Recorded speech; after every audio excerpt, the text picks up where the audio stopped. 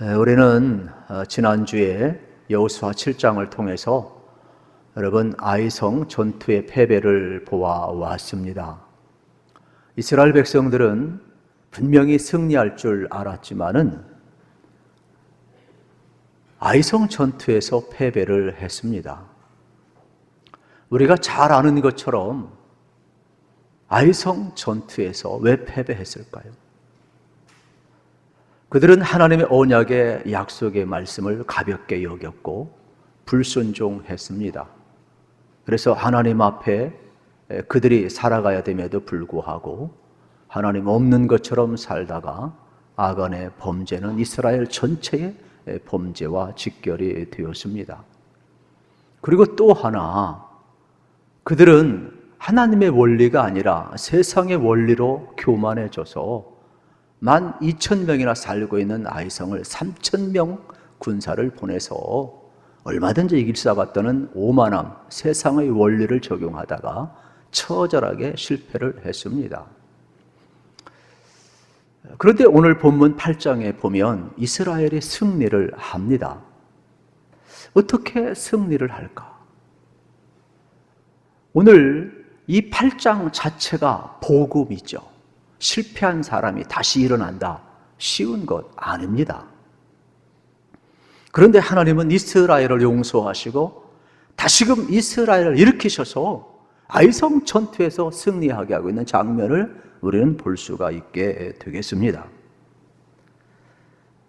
우리도 실패한 자 아닙니까?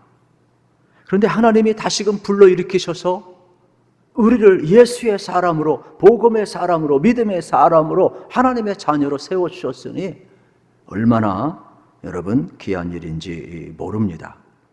오늘도 수많은 사람이 넘어집니다. 그러나 우리 하나님은 다시금 다가오셔서 회복시키시고 일으키시고 승리를 맛보게 하기 원하시는 분이 우리 하나님임을 발견할 수가 있습니다. 하나님은 아이성 전투에서의 철저한 교훈을 통해서 이스라엘 백성들이 약속의 땅 가나안을 점령해 가기를 원하셨습니다. 하나님께서 이스라엘을 회복하는 방법은 첫째, 약속을 주셨다는 사실이 되겠습니다. 그래서 1절 말씀에 보게 되면은 여호와께서 여호수아에게 이르시되 두려워하지 말라, 놀라지 말라, 군사를 다 거느리고 일어나 아이로 올라가라. 보라, 내가 아이 왕과 그의 백성과 그의 성읍과 그의 땅을 다 내 손에 넘겨 주었으니 그럽니다. 여러분, 한번 실패하면 두려운 겁니다. 여호수아가 여러분 모세가 죽고 이스라엘의 영도자가 되었을 때 얼마나 두려웠습니까? 그때 하나님 뭐라고 약속하십니까? 두려워하지 말라. 내가 너와 함께 하겠다. 강하고 담대하라. 분명히 약속을 해 주었고 두려운 여호수아는 힘을 얻었습니다. 이미 이스라엘 백성들은 하나님의 약속을 받았습니다. 가나안 땅을 너에게 주겠다. 그런데 그들은 아이성에서 실패를 했습니다. 그러니 여러분 어떻게 되겠습니까? 주저할 수밖에 없고 용기가 안 나게 되는 겁니다. 그런데 이때 하나님이 말씀을 주시고 격려하시고 지도자와 이스라엘 백성들에게 언약을 회복시켜 주고 있어요. 지난날의 언약을 기억하라는 겁니다. 하나님의 말씀을 기억하라는 겁니다. 우리가 가장 힘들고 어려운 것은 뭐냐? 내가 어려운 일을 당했는데 하나님의 말씀이 생각이 안 난다라는 겁니다. 여러분들이 하나님의 언약의 말씀을 다시 생각나고 기억할 수 있다면 어떤 어려움 속에서도 우리는 다시 한번 일어날 수가 있고 힘을 얻을 수가 있게 되겠습니다. 그래서 하나님은 이미 너희들에게 준 땅 아니냐? 내가 너와 함께 하겠다고 말씀하지 않았느냐? 너희들은 보았지 않느냐? 여리고성을 점령할 때 너희들이 한 일이 뭐가 있느냐? 너희들이 칼을 썼느냐? 창을 썼느냐? 그러면서 아이성에서의 패배가 무엇인가를 뼈저리게 그들은 하나님 앞에 교훈을 받고 그들이 회개하고 돌아왔을 때에 어떻습니까? 여호수아가 오만했던 것, 하나님의 말씀을 잃어버렸던 것, 어떻게 보면 단순한 아간의 한 개인의 죄가 아니라 이스라엘 백성 전체가 여리고 성에 도취되어서 마치 모든 것 자기들의 힘으로 해결할 수 있다고 생각했던 이 오만함이 실패를 가져왔지 않습니까? 사람이 가장 위험한 때가 어느 때인 줄 아십니까? 위험 감지를 못할 때입니다. 사람이 어느 때 넘어지지 아십니까? 나는 연약하다, 나는 위기 속에 있다. 그런 사람은 절대로 넘어지지 않습니다. 나는 괜찮다, 나는 아무런 넘어질 일도 없고 나는 완벽하다. 자만과 오만에 빠지고 여리고성의 승리가 하나님의 것인지 자기 것인 줄 아는 순간 인생은 금방 위기가 찾아오는 겁니다. 그래서 하나님께서는 회개하고 다시금 돌아온 여호사 이스라엘 백성들을 회복시켜주고 있는 장면을 보게 되는 겁니다. 그래서 언약의 말씀을 기억하고 순종하는 것이 순종의 원리임을 다시 한번 가르쳐주고 있습니다. 그런데 많은 사람들은 하나님을 복주시는 기계로 생각을 합니다. 그러나 여호수아서 7장과 8장은 하나님이 어떠한 여러분이 동전을 놓고 어떤 자판기처럼 생각하는 그런 기계적인 존재가 아니라 인격적인 존재임을, 여호와의 언약의 말씀을 기억하고 순종하는 자에게는 승리를 주시지만은 마치 자기 힘으로 할 수 있다라는 아이성과 같이 오만함에 빠졌을 때에는 실패가 오는 인격적인 분임을 우리에게 보여주고 있음을 발견하게 되는 것입니다. 그러므로 오늘 우리는 기억을 해야 합니다.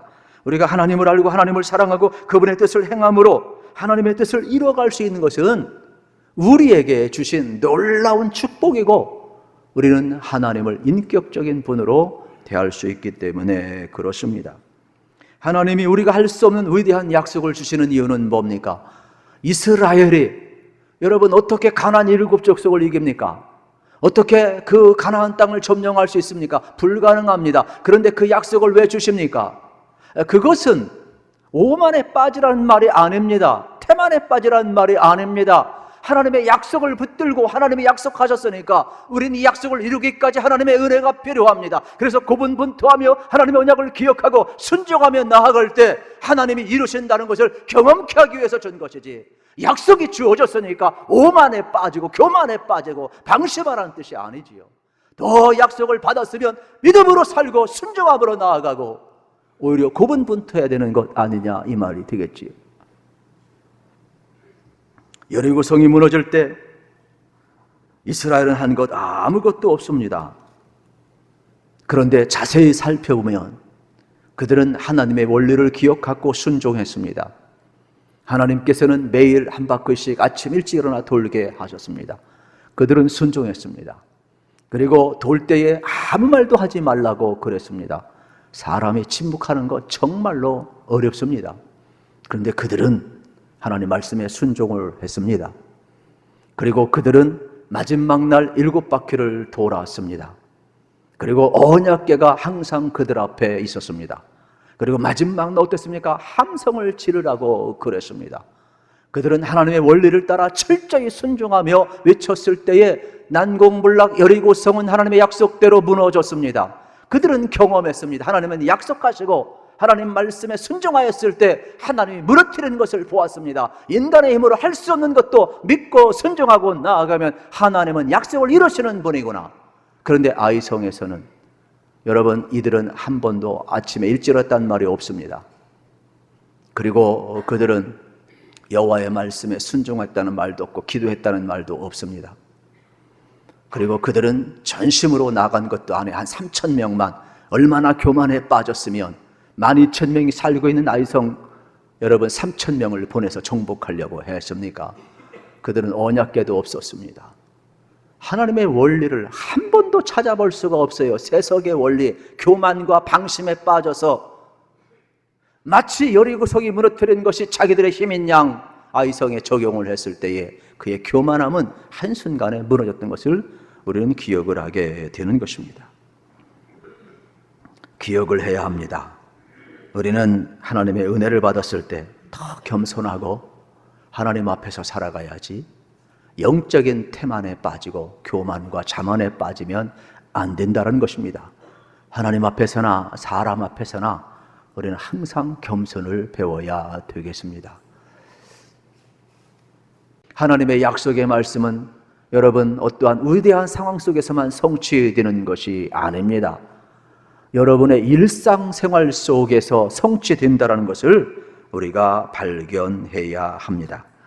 그러므로 우리가 믿음으로 살아간다는 것은 매 순간 하나님의 약속의 말씀을 붙들며 살아가는 것이 되겠습니다.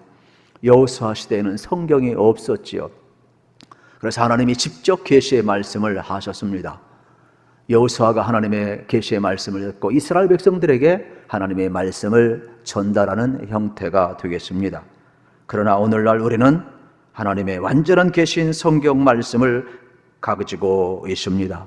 저는 여러분들이 다시 한번 승리를 경험하길 원하면 하나님의 약속의 말씀을 붙드시기를 축복합니다. 그래서 성경을 읽으셔야 합니다. 여러분이 성경을 묵상하셔야 됩니다. 그리고 이 성경을 연구하고 묵상하고 배우고 창념하게 되면 이 하나님의 말씀은 우리를 이끌어 간다는 것을 여러분 꼭 경험하시기를 축복합니다.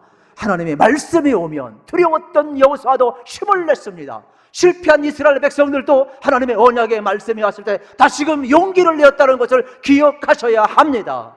내 힘으로 어찌할 수 없고 내가 연약하고 쓰러졌다 할지라도 하나님의 말씀이 오면 그 말씀은 나에게 힘을 주고 회개케도 하고 결단도 하게 하고 일어나게도 하고 용기를 주고 힐링도 주고 힘을 주는 거예요. 언약의 말씀이 없이는 우리는 도저히 일어날 수가 없습니다. 오히려 실패의 자리에서 죄책감에 빠져 있고 자학하고 살겠죠. 때로는 우울증에도 빠지고 열등감에도 빠지고 오히려 우리는 헤맬 것입니다.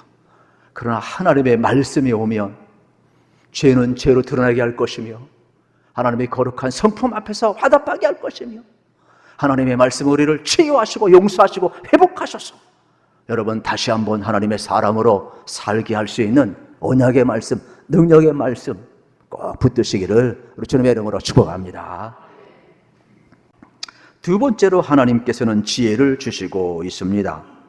아이성 전투에서는 놀라운 전략을 허락해 주고 있습니다. 여러분 첫 번째 아이성 전투에서는 약 3,000명만 올라갔어요. 그리고 나서 앞장섰던 36명이 죽었습니다. 그리고 철저히 패배를 했지요. 그런데 이번 두 번째 전쟁에서는 하나님이 여호수아의 회개를 받고 이스라엘을 용서하시고 다시금 직접 전략을 주시는데 이스라엘 진영은 북쪽에 진영을 하고 있어요. 그리고 60만 대군 전부 올라가라고 이야기합니다. 그리고 서쪽에 5,000명 복병을 세우라고 이야기를 합니다. 그리고 이번에는 여호수아가 앞장서고 전군이 올라갑니다. 그리고 일정한 순간에 여호수아가 전쟁에 패한 것처럼 후퇴를 하게 됩니다. 그때 아이성에서 지난날 여리고성에서 그들이 어떻게 보게 되면 패배한 소식이었지만은 그러나 첫 번째 전쟁에서 자기들이 불가능하지만 어쨌든 어지부리로 이겼지 않습니까? 그래서 그들은 승리에 도취되어서 전부 이제 나오게 될 것이다 말씀하셨을 때 진짜 그 일이 그대로 이루어지게 되는 겁니다.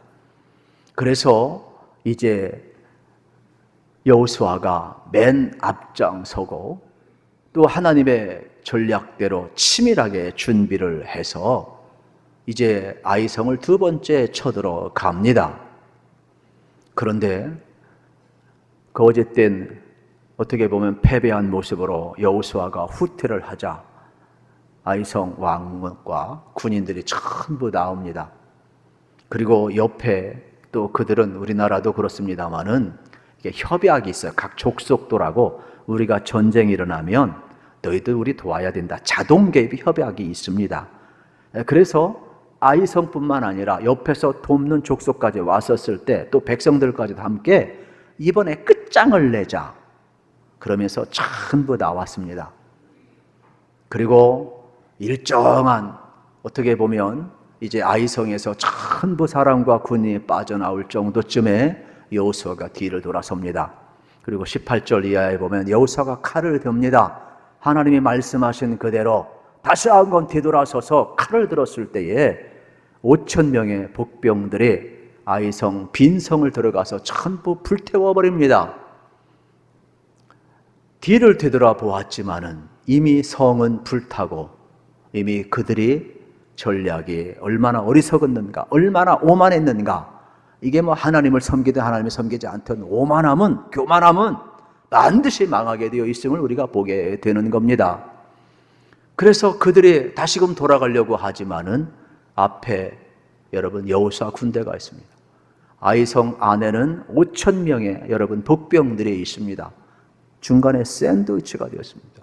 그래서 전부 다 그들은 진멸당하는 모습을 우리가 볼 수가 있게 되겠습니다.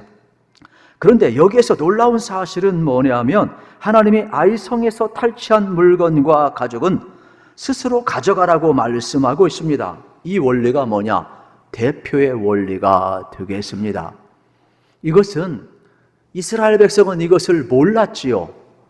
여리고 성을 하나님 앞에 온전히 올려드림으로 말미암아 장차 모든 성을 하나님이 주신다는 원리인데, 아가는 우리가 수고하고 노력을 해도 우리가 얻는 것 아무것도 없지 않느냐, 하나님의 뜻과 원리를 모르고 자기가 취하려고 하다가 범죄하게 되었잖아요. 하나님은 안 해요. 여리고 성이 하나님께 올려짐으로 말미암아 나머지 모든 성은 너희에게 줄 것이라. 그래서 하나님 것과 구별을 한 것이 아니겠습니까? 이걸 좀 쉽게 설명하면 이런 겁니다. 11조의 원리와 똑같습니다. 모든 것이 다 하나님의 것이지만은 수고하고 11조를 하나님 앞에 드립니다. 그때 하나님께서는 10의 9도 하나님의 것이지만은 11조 대표로 드린 그 사람에게 10의 9를 맡기는 겁니다. 그래서 우리는 모든 것이 하나님의 것이지만 그 10의 9를 하나님의 뜻, 청지기의 원리로 살아가는 것, 이것이 바로 청지기 사상, 청지기의 원리가 되겠습니다. 모든 것은 하나님의 것임을 우리가 기억하라고 이야기를 하는 것이지요. 여러분, 태초에 하나님이 천지를 창조하시고 말씀으로 모든 만물을 창조하셨어요. 원래 아무것도 없었어요. 우리는 빈손으로 왔다 빈손으로 가는 존재예요. 그러므로 하나님이 주신 것을 기억하시고 하나님의 주권을 인정하시면서 우리는 청지기 원리를 가지고 이렇게 살아가야 된다는 것을 가르쳐주는 내용이 되겠습니다. 간절히 바라기는 저는 여러분의 삶의 자리 속에서 이 대표의 원리, 11조의 원리, 청지기의 원리를 잘 기억하셔서 하나님의 뜻대로 살아가시기를 우리 주님의 이름으로 축복합니다.